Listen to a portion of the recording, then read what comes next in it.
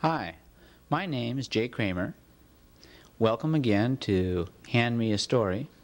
Let me introduce James Randall, signed Randall. He's going to tell a story.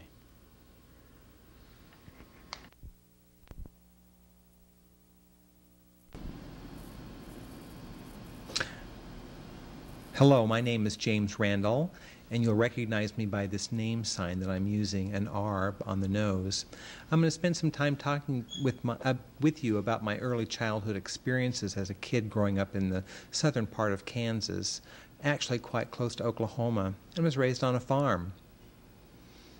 Now, when I became about 6 years of age, I wasn't able to go to the public school there simply because in those days they had a ruling that said you had to be 7 on the day that school opened. Well, I was born in October, so I had to wait until the next year until I was 7 so I could go into this public school.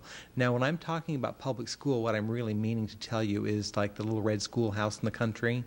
However, this particular schoolhouse was not red, it was white.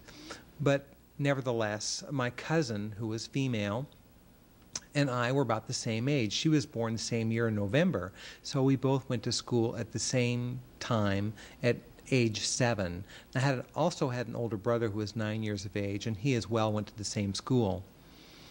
And when I'm telling you public school, what I really should be saying is country school. And we were farm people, and I just want you to get a picture of this in your mind. If you can think of the capital letter I, you can visualize where I lived. I lived in the top part over on one side, and I walked from my home over to a crossroads area, and then there I would meet 3 other classmates who came from neighboring farms. This family happened to be named Rowe, and there was some kids that we would meet there, and then we would walk together to school. Now, halfway down the letter I, if you will, there was another family by the name of Nixon, and they had a daughter, and she was a year older than I. And so we would continue walking together with these children until we got a little further down, and there was the location of the country school. Now, the country school is like one large classroom, and inside that building was a stage, and then below the stages on the floor were 4 linear rows of chairs or seats, and each seat had a desk attached to it, and they were attached to the floor in a stationary mode. And so over on the one side you had the 1st and 2nd graders, and then the next row would be the 3rd grade, and the next row of that would be the 4th graders, and the final row would be reserved for the older students up to the 8th grade. And also the desks were designed for smaller children and then middle-aged children and so on. Now, back to the letter I, where the schoolhouse is, you have to understand that below the letter I was also other neighboring families. One family is named James, who had a boy and a girl.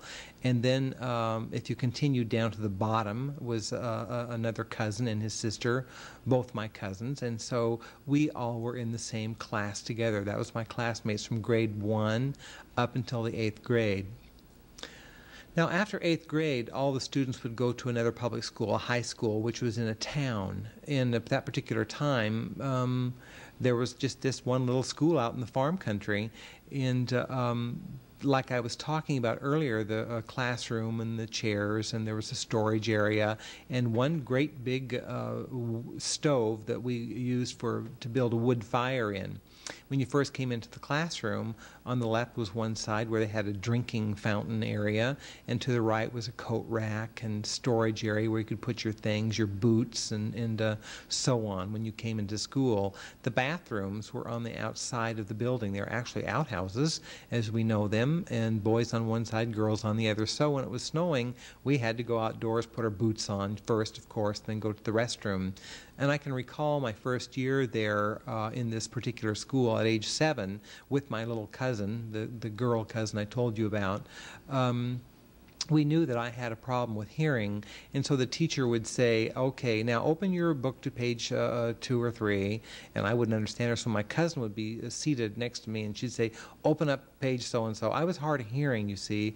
I wasn't totally deaf, and so then she'd say page 2 or 3, whatever, and so my first several weeks in school, I was really quite lost. I wasn't learning anything, didn't understand why I was even being made to go to school. I thought I should just be playing games and having fun, and then I'd get in trouble and have to go back to the sandbox sometimes. And they had a huge sandbox, and I'd go back there and just play and play and play with the little things and toys. And then first day, second day, and then finally I discovered I had to write and work and actually spend some time reading and that kind of thing. And so this was really what my first school experience was like. So that aside about school, I wasn't exactly what you'd call deaf, but more hard of hearing. And I can recall that remembering that I knew I had a problem hearing. And at home, when I would be on the farm playing, it was my grandfather's farm. My parents also lived close by, and there was about maybe 500 yards, maybe.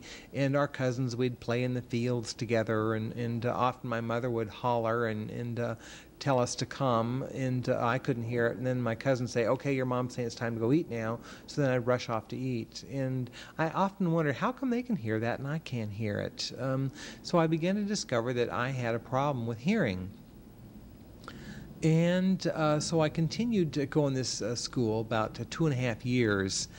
And our teacher there at the school, we had just one teacher, mind you, in all these grades. And this teacher began to recognize I was having problems hearing things. And so she informed the principal, who really wasn't a principal, really was just a farmer who was, the country folks around there had elected him to be the principal of the school, and he was responsible for paying the salary of the teacher and hiring the teacher and so on.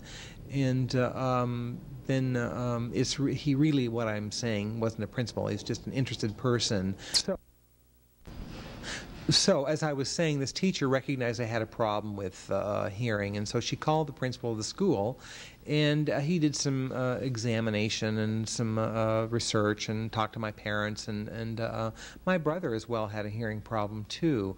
So he talked with my parents, and my parents discovered that in the neighboring town, there was a small, very small town, maybe 150 people living there.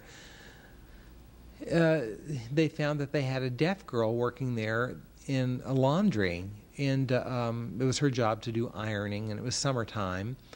And so my parents took my brother and I. We went down to this place where this woman was working at the laundry, and she was ironing, and we discovered that she was deaf, and they asked her where she went to school, and so she said there's a place in Olathe, Kansas that has a school and for deaf students. And so my parents contacted the school, and they decided they'd take me up to Olathe. And if you're looking at Kansas, it's kind of up in the up to the north where Kansas City is.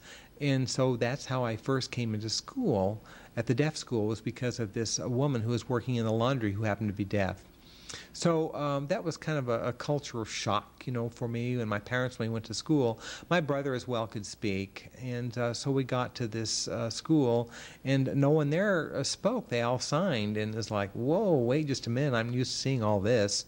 And people were signing, and my brother stuck right with me. He was a bit older, but of course he went to a different room at the school, and but I was used to my brother and I sharing the same bedroom, but now when we went to this school, he was in one area and I was in another, based on our ages.